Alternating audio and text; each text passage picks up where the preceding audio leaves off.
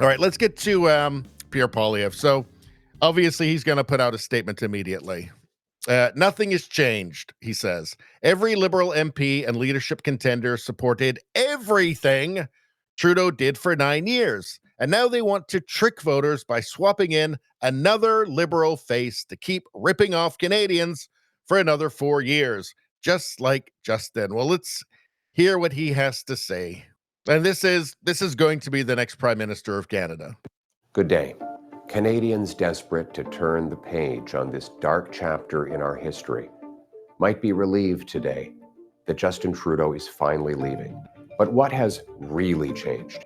Every Liberal MP in power today and every potential Liberal leadership contender fighting for the top job helped Justin Trudeau break the country over the last 9 years. All Liberal politicians actively worked to pass into law the job-killing inflationary carbon tax, a tax that Carbon Tax Carney endorsed in his book.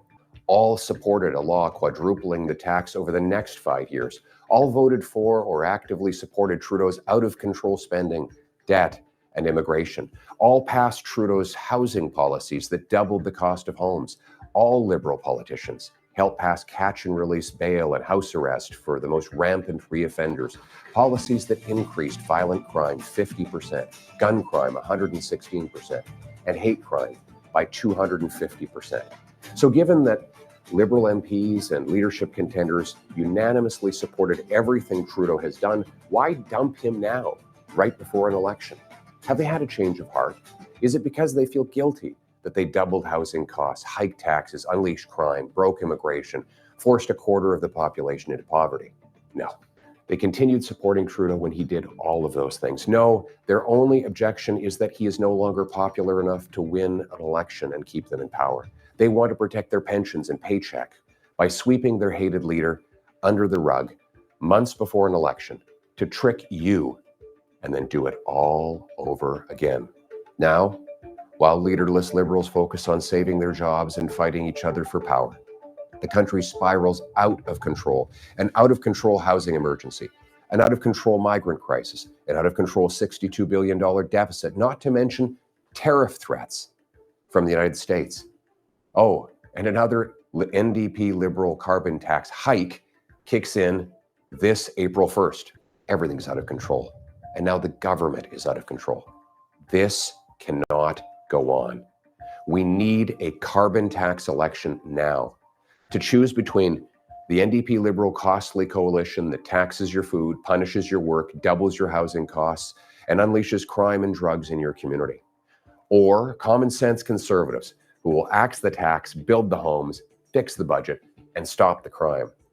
Canadians can take back control of their lives and their country. Take back control of our border. Take back control of immigration. Take back control of spending, deficits, and inflation. Take back control of our streets by locking up criminals, banning drugs, treating addiction, and stopping gun smugglers. We'll cap spending, axe taxes, reward work, build homes, uphold family, stop crime, secure borders, rearm our forces, restore our freedom, and put Canada first. All with one mission: to bring home Canada's promise that every hardworking Canadian gets a powerful paycheck and pension that buys affordable food and homes on safe streets where all are united for the country we know and love. Canada first, Canada last, Canada always. Let's bring it home. Yeah, the contenders for Liberal leadership are going to try and trick Canadians into thinking that they're not for the things that they've all been unanimously for, that they've been doing for the better part of a decade under Trudeau's Liberals. They're going to try and trick Canadians to thinking that they can change somehow, right? They can't change somehow. The reason they can't change is because they're the Trudeau Liberals. They're made in his image. They are him. These are their beliefs. These radical far leftist beliefs are their beliefs. That's why they're there. That's why Trudeau chose them, right? Why did the Soviet Union collapse? Because it's the Soviet Union. That's why. It was bound to.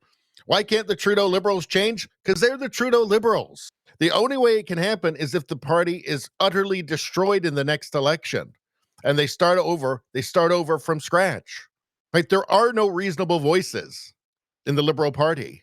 There are none, right? Who's the favorite right now? Who's the favorite right now? Let's see. Out of this sorry lot here, Freeland, Carney, Joly, Champagne, LeBlanc, Anand, out of this sorry lot, out of these minor clowns in the Trudeau clown car, Freeland, 19% more likely to support. 19% of people say they're more likely to support with Freeland as a leader. 29% less likely to support. Let's see, Deputy Prime Minister, Finance Minister. Let's see. Canada average house prices. Here's when Justin Trudeau took over, and it goes up and up and up and up and up and up. It doubles. You know what? That's not a good thing. That's been really bad for Canadians. Let's see.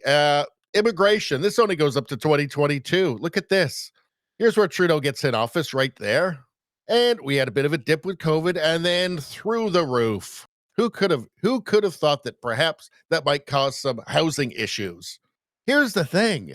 Doesn't every government have people doing logistics, trying to figure out, like, okay, how many people do we have? How many housing units do we have? How many places do we have for people to live? How many hospital beds per 1,000?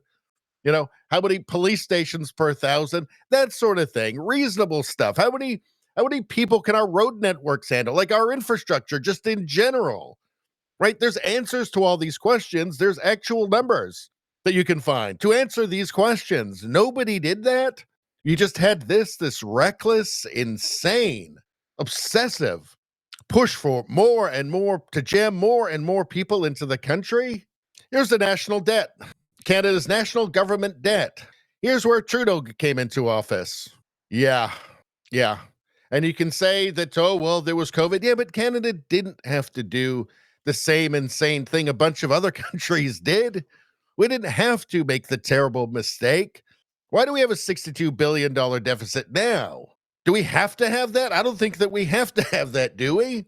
Well, you do if you've got a radical far-left socialist government that just thinks printing money and hiring, consultants and creating new bureaucracies will solve everything. I guess you do then. This doesn't really work for people. I mean, Freeland is inextricably tied to all of that. She's got no hope. Carney, 11%. Joly, 10%. I mean, come on. The point is they're going to try and trick Canadians. These people are going to try and trick Canadians to thinking it's changing. They can change. It'll be a different party, right? Carney was a official economic advisor to Trudeau before the disastrous fall economic statement came out. He's not looking very good either. These are people who all just have supported unanimously everything Trudeau has done. They've all thought it was great. Now they're going to try and trick us into thinking, oh, they didn't like it after all, or they're going to do something different, or they didn't really mean it. It's just that Trudeau's hair mesmerized them. It's terrible. It happened to a lot of people. But Pierre Poilievre is going to be the next Prime Minister of Canada. We're going to have a conservative government. I do feel that we're going to have to keep the pressure on to keep them from getting weak, but we shall see. I mean, I'm cautiously optimistic about it. Anyway, that's all I'm going to say about that. Please like, share, and subscribe. Subscribing really helps me out. I thank you for that. I will see you next time.